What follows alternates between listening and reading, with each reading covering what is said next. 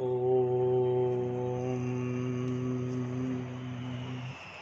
सहना भवतु सहनौ भुनक्तु सह वीर्यं करवावहै तेजस्विनावधीतमस्तु मा विद्विषावहै। ॐ शान्ति शान्ति शान्तिः। श्रुतिस्मृतिपुराणानाम् आलयं करुणालयं नमामि भगवत्पाद शङ्करं लोकशङ्करं शङ्करं शङ्कराचार्यं केशवं बादरायणं सूत्रभाष्यकृतौ वन्दे भगवन्तौ पुनः पुनः। ॐ त्वमेव माता च पिता त्वमेव बन्धुश्च सखा त्वमेव विद्या द्रविणं त्वमेव सर्वं मम देव देव। ओम गुरुदेव भगवान शिव शंकर भोलेनाथ कैलाशपति महाराज की जय। भगवान व्यास जी महाराज की जय। शंकराचार्य भगवान की जय। स्वामी चिन्मयानंद भगवान की जय। स्वामी दयानंद भगवान की जय। स्वामी प्रबुधानंद भगवान की जय। माता पिता की जय। सभी गुरु देवताओं की जय। सभी गुरु देवताओं की जय। श्री कृष्ण गोविंद हरे मुरारी हे नाथ नारायण वासुदेवा। ओम नमो भगवते वासुदेवाय। ओम नमो भगवते वासुदेवाय। ओम नमो भगवते वासुदेवाय। ओम नमो भगवते वासुदेवाय। आप सभी को आज भागवत एकादशी की हार्दिक शुभकामनाएं। हमने कल श्रीमद् भागवत गीता का अध्याय 3 शुरू किया था। अध्याय 3 का श्लोक 3 में हम पहुंच गए थे। श्लोक 3 में हम सन्यासी की बारे में जान रहे थे, type of संन्यासास। There are 2 main type of sannyasas. For person who is already jnani, there is vidhivat sannyasa, a sankhya sannyasa taken because of knowledge. The person has knowledge and there is nothing more for him or her to do in the world. No obligations whatsoever. If the knowledge has been gained in any of the other 3 ashramas, brahmacharya ashrama, grahastha ashrama or vanprastha ashrama, the person can take to the sannyas ashrama directly, taking vidhivat sannyasa so that he or she is no longer subject to obligations. Otherwise, for person with the knowledge, there is still the obligation, because each of the first 3 ashrama implies certain duties on one part which cannot be left undone as long as one is in that ashrama. Thus the person takes sannyasa to be free from these obligations, to make it perfect, in other words. The other main type of sannyasa is vividisha sannyasa and is meant for knowing, desire to know, veditum ichha, vividisha, desire to know. This sannyasa is for those who desire to know the self, the atma, the Brahman. The person knows exactly what is to be done. He or she has heard that this atma is Brahman and wants to know it. Such a person is not interested in anything else and has certain viveka, discrimination with reference to the real and unreal. He or she has vairagya, dispassion, mumukshutvam, the desire for liberation, and other qualification in various degrees. And with these qualification, the person takes to the life of sannyasa, called vividisa sannyasa. The third type of sannyasa is apata sannyasa, when a person thinks he is she going to die and does not want to die, or grahastha or vanprastha, but rather as a sannyasi he takes apat sannyasa. Apat means danger, because sannyas ashram is always praised in Shastra. It is natural for one person to want the results of this ashrama. It is as though the person has had a blank check all along and now wants to encash it. For one who has already lived a grastha life, has been told that death is near, there seems to be no use continuing the grastha ashrama. The man who is not about to die will usually want to remain grastha because he is fond of his wife and children. But if he knows he is going to die fairly soon, he may go for apat sannyasa. At such a time, one does not require a guru, but can simply declare oneself to be sannyasi.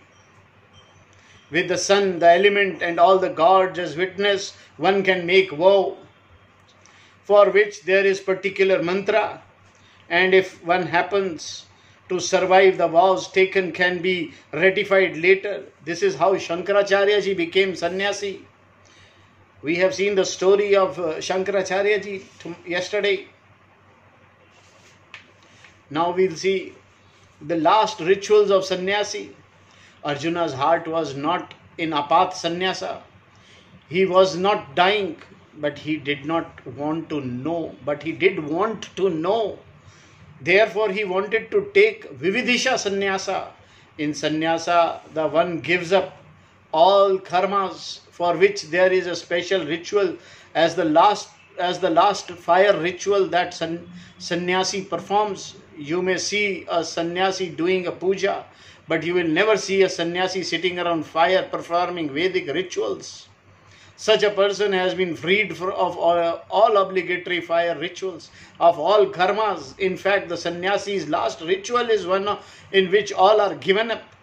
In this ritual, the sannyasi bids goodbye to all ancestors to whom there has been an obligation: father, mother, grandfather, grandmother, grandfather, great-grandmother, great-grandfather, then rise and devas.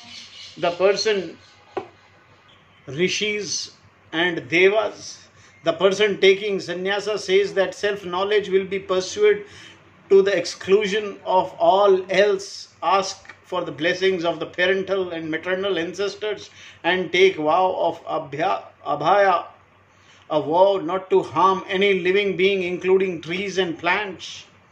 The sannyasi also vows to be a non-competitor in this world and all other, thereby becoming a person who does not compete for the sake of status politically.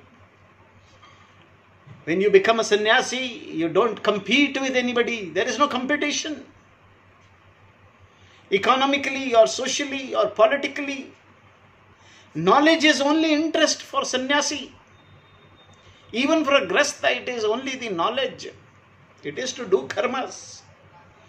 Having taken these vows, the sannyasi takes a few symbolic steps towards the north, the direction that stands for moksha. South stands for the death. Thus, Lord Death, Lord Yama, is a southerner. This symbolism may be based on the polar attraction in the north. Death never attracts you, whereas freedom from death does. Moving towards the north in search of moksha, having discarded all clothing, the sannyasi is called back by the guru, given a set of simple clothing and asked to serve and continue studying with the guru. This then is ritual of sannyasa, be it either Vidhivat sannyasa or Vividisha sannyasa. Both are mentioned by Shankara in his commentary. In Vidhivat sannyasa, one may or may not take sannyasa formally. The main aim is that by knowledge one gives up all karmas. The knowledge is that I am non-doer. I perform no action. This is naishkarmya, the state of actionless. I perform no action at any time because Atma, which is I, does not perform any action. Nor does Atma cause anyone to perform action. I am not doer in spite of all the actions I do. This knowledge is real sannyasa, described as jnana karma sannyasa. For the sake of this jnana karma sannyasa, one takes to the lifestyle of sannyasa, pursuing self-knowledge. The other nishtha karma yoga for those seekers in the other ashrams. The purpose of karma yoga. There is no doubt that karma binds with its limited results. But if you do karma for anthakarana shuddhi, for neutralizing your raga dvesha, for gaining the grace of Ishvara, if you perform your prayers, rituals and duties for the sake of this alone, the karma you perform becomes a means yoga for moksha. Sannyasa is only possible if one has lived a life of karma yoga. Otherwise, one becomes a sannyasi who has raga, dvesha, and one will be in miserable condition. A karma yogi has the means, a world, a field where his or her raga, dvesha can be neutralized. Such a field is not there for sannyasi. Sannyasa means a life of study from morning to night.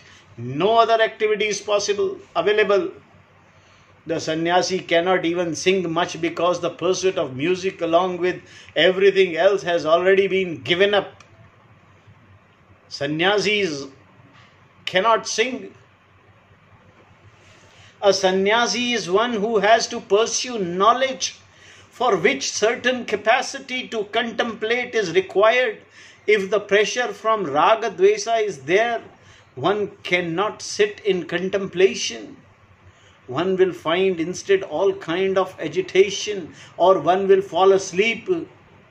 After a few days, the lifestyle of sannyasa, traditionally indicated by the wearing of orange robe, will become a source of irritation. Naturally, then sannyasa is meant only for those to an extent at least have taken care of their ragas and dveshas. The twofold nishtha is meant only for Shreyas. Arjuna wanted Krishna to tell him which one was better, and Krishna replied that one can be sannyasi or a karma yogi, but are meant for same end, moksha, Shreyas. One can live a life of karma yoga and gain moksha, and one can live a life of sannyasa and gain moksha. The only difference is that for sannyasi there is only knowledge, whereas for karma yogi there is knowledge and karma. This difference must be understood well, because this is where there is lot of confusion. Arjuna was a karma yogi, not a sannyasi. By listening to Krishna, he was pursuing knowledge. Although Grihastha pursue other activities, they are qualified for knowledge also. This pursuit of knowledge plus the performance of karma made Arjuna a karma yogi. In the pursuit of knowledge had not been there, if he had no discrimination, and if moksha had not been the end for him, he would not have been a karma yogi. He would have been a simple doer, a karmatha.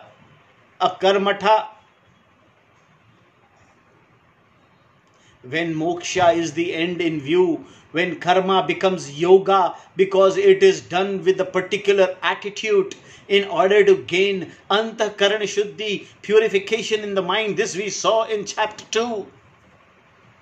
In this way, karma yoga is important in gaining knowledge. One can take sannyasa and gain sarva karma sannyasa, or one can live a life of karma yoga and gain the same thing. Sarva karma sannyasa is the end in itself, for which the means is either of two lifestyle, sannyasa or karma yoga, revealed by Lord in the beginning itself in the Upanishads. Among the 10 Upanishads commonly studied, the first one is Ishvasya Upanishad. The first mantra of this Upanishad is meant for sannyasi, the Jnana Yogi. It says, in this moving world, everything should be looked upon by you as Parameshwara, the Lord. Ishwaryadam Sarvam. The Lord begins everything, Lord being everything. What is there that is yours or not yours? Live a life of reunification and pursued self-knowledge alone. This mantra advises pursuit of this knowledge. Giving up every other pursuit is the life of sannyasa or jnana yoga, said Shankara in his commentary. The second mantra from the same Upanishad say, even if you want to live 100 years, live doing karma with the proper attitude. This is the best way for you. If karma is done in proper way, it will not affect you at all. This is karma yoga. Thus we see here the twofold nishtha being unfolded. Sannyasa, wherein the pursuit of knowledge alone is allowed, and karma yoga, the pursuit of knowledge along with the whatever karma is to be done throughout the Shastra. These two nishthas are always discussed in the same way. Choice of lifestyle. In the Vedic vision, Shreyash is moksha. Moksha is the end, the human destiny to be gained in this life. Here itself, samsara is crossed. To have taken a human birth means that you have already made it, because you have an intellect, buddhi, viveka is possible. It is true that experience teaches, but you do not need to get knocked around for 75 years to develop discrimination. 25 years are good enough. Once you develop Viveka, Shreyas alone looms large before you. It becomes the only real end for you. You become either Karma Yogi or a sannyasi. The Nishtha was told in a twofold way because there are two kind of people, but there is only one means for moksha, knowledge. Depending on the kind of person you are, you can be either a sannyasi and pursue knowledge to the exclusion of everything else, or a karma yogi and pursue knowledge along with the karma. In both lifestyles, the pursuit of knowledge is common. Knowledge is moksha. Therefore, the choice is not between jnana and karma. It is between sannyasa and karma yoga. When the choice is between karma yoga and sannyasa, it is natural to look to sannyasa. Given a choice, why do karma at all? Sannyasa seems to be the better choice, since performing karma implies so much effort, problem and even bloodshed. Karma can be such a nuisance. When one lifestyle is available, when two lifestyles are available, why should I put up with the life of karma? The choice is like asking which is better way to catch hold of my nose in order to do breathing exercises. Shall I take the hand directly to the nose, or shall I reach around from behind my hand? It can be done either way. But when the first is obviously so easy, where is the question of choosing sannyasa? Choosing sannyasa seems to be easier. Just give up all karmas and pursue knowledge. Why do both? For instance of karma yogi, living in an agricultural society, has to milk the cow, graze it, wash it and take care of the children along with other things. One child is crying, the other is on his lap, and third one is tugging at him from behind. The mosquitoes are biting and the wife is shouting. In between, he has to perform the fire ritual called Agnihotra Karma. With all its problem, the firewood is wet, everything is smoking, and his eyes become filled with all kind of tears. Tears born out of the smoke, tears born out nagging children, tears born out of this helplessness, and so on. When will such a person have time to pursue knowledge? Whenever he picks up the Gita book, all that comes is sleep. Is therefore not better to go for sannyasa? Arjuna definitely thought so. However, sannyasa is not as easy as it appears. It looks as though you need only to sit and study, but try and you will find that it does not always work that way. Instead, you may vegetate the whole day because you are not able to study so intensively. This is not the way. Krishna continued to tell Arjuna exactly what sannyasa and karma yoga are. Even though choice is there, karma yoga will pave the way for sannyasa. It will even pave the way for the desire for knowledge, and therefore Vividisha sannyasa. Krishna told Arjuna that sannyasa is not at all easy, in spite of how pleasant and simple it appears to be. After all, sannyasa is giving up everything. Arjuna thought that giving up everything would not present any great problem, especially since he had lived in the forest for 12 years. But during those 12 years, he had been thinking about Duryodhana and the kingdom and the injustice of it all. 12 years of meditation upon Duryodhana did not make Arjuna sannyasi. Arjuna had been nursing a big hurt for a long time. Therefore, sannyasa was not going to come so easily to him. One does not become sannyasi by decision alone, all of which Krishna would tell him later in the Gita. Om. Now, verse 4. Actionless with reference to gaining moksha. Na karmana manarambha nishkarmya purusho ashrute na cha sannyasa na deva siddhi samadhigacchati. Na karmanam, purusha, a person, karma nam, of actions, anarmabhat, by non-performance, naishkarmyam, the state of actionless, na ashnute, does not gain, cha, and sannyasaveva, merely by renunciation, siddhim, success, liberation, na samadhi gacchati, does not attain. A person does not gain the state of actionless by not performing of action. A person does not gain the state of actionlessness by non-performance of actions. Nor does the person attain success, liberation, out of mere renunciation or sannyasa. We have seen that there are two lifestyles, nishthas, Jnana Yoga Nishtha and Karma Yoga Nishtha. These two nishthas are for two type of people, the sannyasis and karma yogis respectively.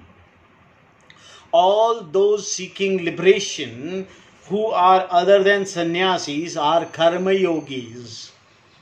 Here Krishna explained why this is so. There is connection between karma yoga and sannyasa. Jnana Yoga. For Jnana Yogi, the pursuit of knowledge alone is yoga, for which he or she must have freedom from the hold of Raga Dvesha. The Gita itself describes Raga Dvesha as the source of all our problems. Therefore, Raga Dvesha must be taken care of before one becomes a sannyasi. If one becomes a sannyasi without karma yoga, how is one going to naturalize one's raga dvesha? There are ragas, desires, and certain things, and for sannyasi, it is impossible to fulfill them. Dveshas, those situations that one wants to avoid, will also be there with no possibility of being naturalized. As karma yogi, however, one has a field in which one's raga dvesha can be naturalized. Thus, Karma Yoga becomes the means for Jnana Yoga, and Jnana Yoga becomes means for moksha. If we see how the word sannyasa can have two meanings, one being a lifestyle implying the renunciation of all relationship and activities in order to pursue knowledge alone, the other meaning is that by knowledge one gives up all actions.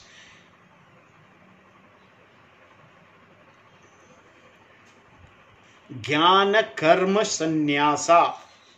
Shankara often took it this way, sannyasa as an end in itself, knowledge being sannyasa.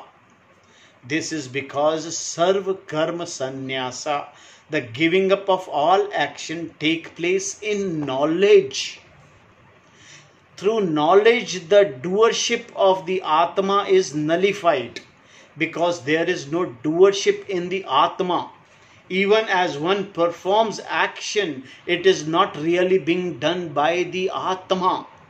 Only when this is clearly understood is there the giving up of all activities through knowledge. Jnana karma sannyasa.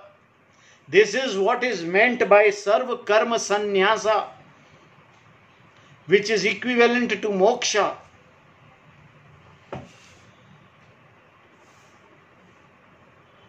Nyasa means reunification with sannyasa, means perfect or complete reunification. Sarva karma sannyasa means perfect reunification of all actions.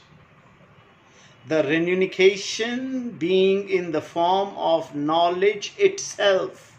This knowledge is not possible without a certain mind. Such a mind is accomplished by karma yoga, performing action with proper attitude, as we saw in the previous chapter and will see again in this chapter. Karma yoga enables one to give up all karmas in the sense that it becomes a means for sarva karma sannyasa. The necessity of karma yoga. With the desire for moksha, one can take a life of renunciation called Vividisha Sannyasa.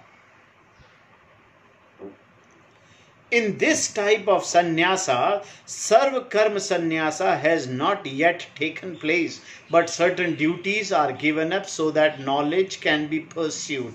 However, if the person has not taken care of his or her raga dvesha before taking sannyasa, he or she will not be able to pursue knowledge to the exclusion of everything else. Taking sannyasa is always possible because it opens to choice. If you are a mumukshu and there is a choice between life of renunciation of activity and a life of action, why should you perform activities?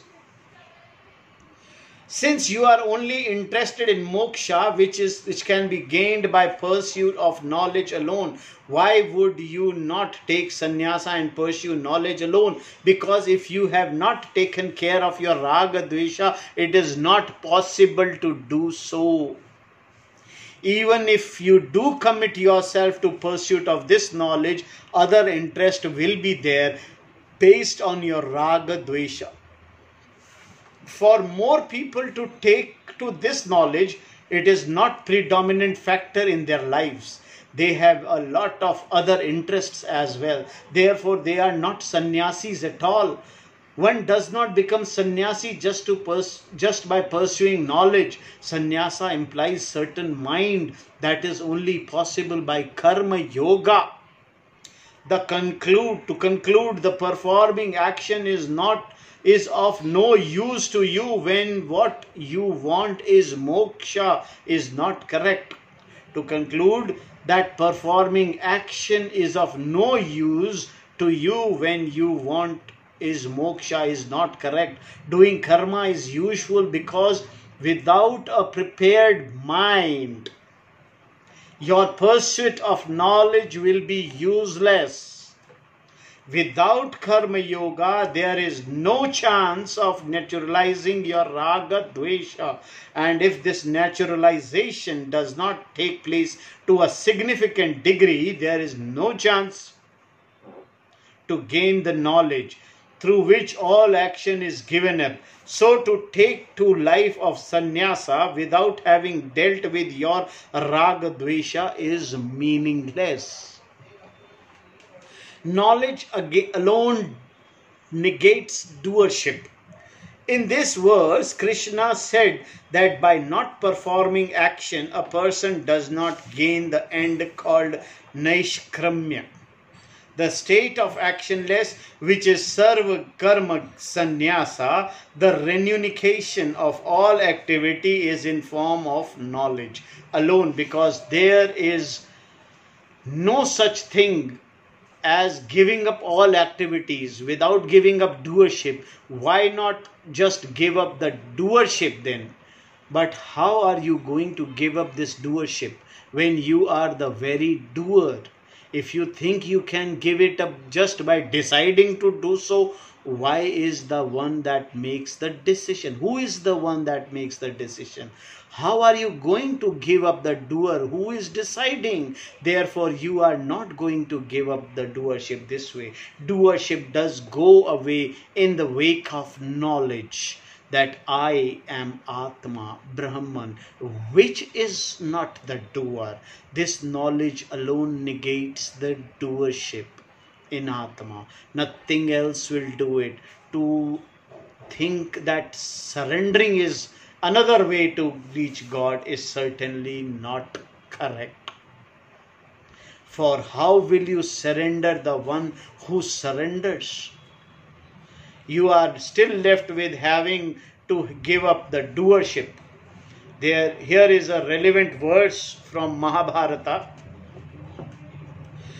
Tyaja dharma dharma cha ubhe satyanrate tyaja ubhe satyanrate tyaktva yena tyajasi tatyaja.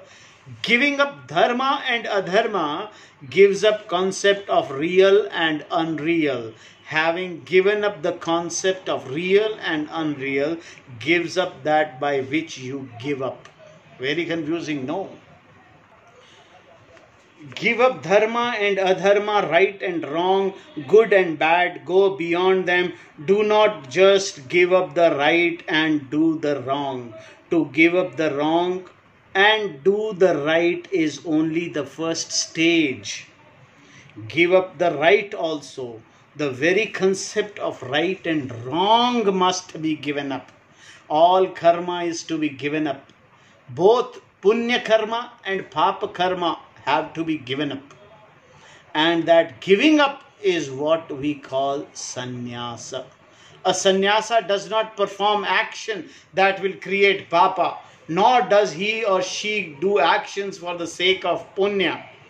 Giving up both punya and papa karmas, the person becomes a monk or renunciate.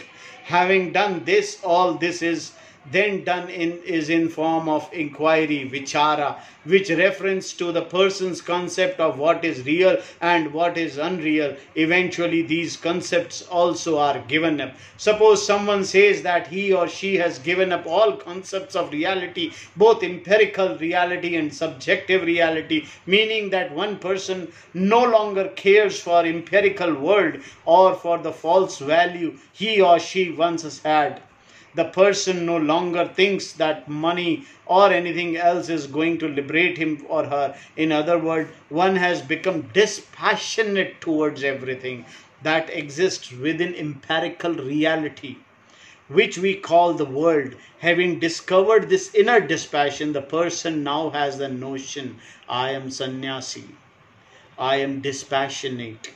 In other words, the person is still there in the form of the ego, ahankara, which says, I have given up everything. This ahankara also has to be given up, and this can only be done through knowledge. In fact, you don't give up ahankara. How can you when you are the ahankara? Only the wake of knowledge that you are not ahankara does it go away. It is not true. And along with the ahankara goes the doership of all actions too. By absence of doership, then therefore in all action it should not be construed that one who has knowledge of the self will be like a stone not performing any action. In spite of all actions, the jnani does not take the self to be the doer.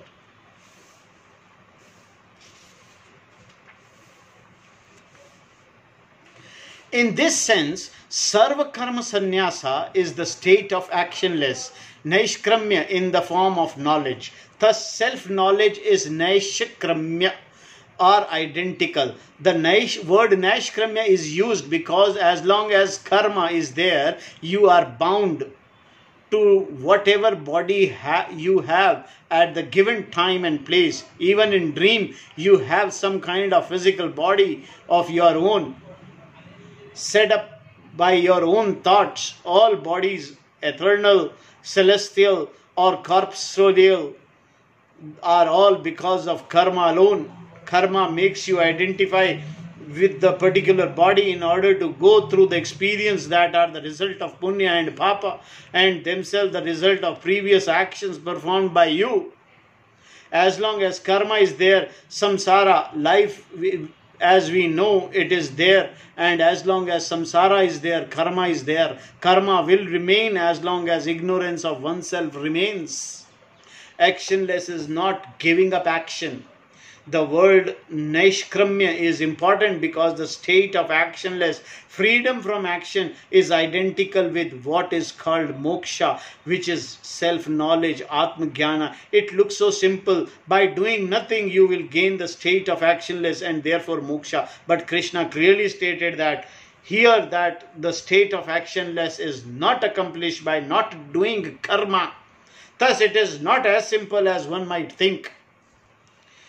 We know that the state of action means to be active. So it is natural for us to think that all we have to do now is to be inactive in order to gain the state of actionless called moksha. Thus the question arises, why perform all these actions? Arjuna asked Krishna the same question. Why should we perform action, let alone such a terrible action? He too thought that by giving up all action, he would gain the state of actionless, that is moksha. Here the question can be asked, how long should you be actionless in order to gain moksha?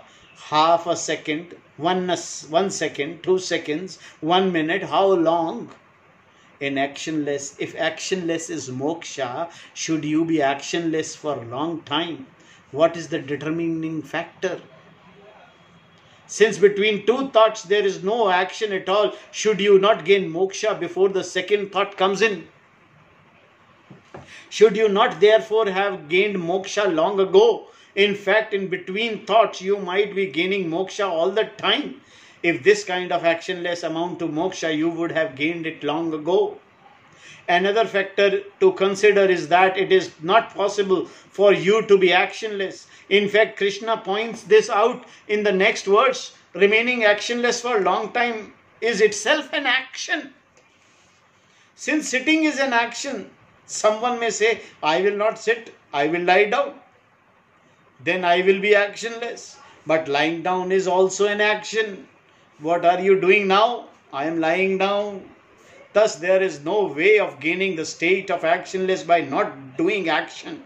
Someone may think that by not initiating an activity, he or she will gain the state of actionless, since the very fact of being anything is to become active.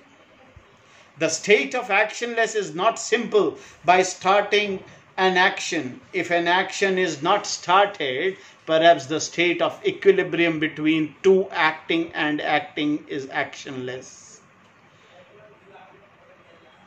Equilibrium between Not acting and acting is actionless. If that state is not disturbed, moksha will not be disturbed. But if you begin any action, moksha will be disturbed. To correct this thinking, Krishna made it very clear that by not starting any activity, you do not gain actionless, nishkramya. So by not doing anything, you are not going to gain moksha. Simply taking to sannyasa does not guarantee moksha. It may also be said that sannyasa can be taken not because a person is afraid of performing actions, but simply as a vow that absolves the sannyasi from all commitments and obligation mentioned by Veda. The Veda itself says that sannyasa can be taken, all activities can be given up in order to pursue knowledge. Krishna addressed this notion also saying by simply taking to sannyasa alone one will not gain moksha. Just because a person has become sannyasi does not mean that he or she has naishkramya, because for this self-knowledge is required. Sanskara made the same point. Shankara made the same point in his commentary on this verse. Jnana Nishtha, otherwise called moksha, is not achieved by merely becoming sannyasi, because karma yoga is also a means. In fact, without karma yoga, yoga nishtha, sannyasa nishtha is not possible. Only by karma yoga you can become a real sannyasi. Only then, if there is a choice between karma yoga and sannyasa, only by karma yoga can you become a sannyasi. Only then is there a choice between karma yoga and sannyasa. If you have gained certain contemplativeness by a life of karma yoga, if your life is more or less adequate and you are satisfied with yourself, then you can sit with yourself. Only then can sannyasa be means for you. Without karma yoga, this sannyasa is not possible. To say nothing of naishkramya. Therefore, mere thinking of sannyasa does not amount to gaining moksha. Not performing action is not naishkramya. It is not being a sannyasi. You do not do the karma that is to be done by you. It amounts to dereliction of duty. It is not naishkramya. If, however, you give up karma by taking sannyasa, you may think that vows you have taken are enough to free you all actions, but they are not. You still have to gain knowledge. Om Tat Sat. We have completed verse 4. Tomorrow we'll see the verse 5. Nahi kaschik क्षाणव्यपि जातु निष्ठत्य कर्म कृत कार्यते हवश्य कर्म सर्व prakriti je gune. Indeed, no one ever remains for even second without performing action, because everyone is forced to perform action by three gunas, sattva, rajas and tamas, born of prakriti.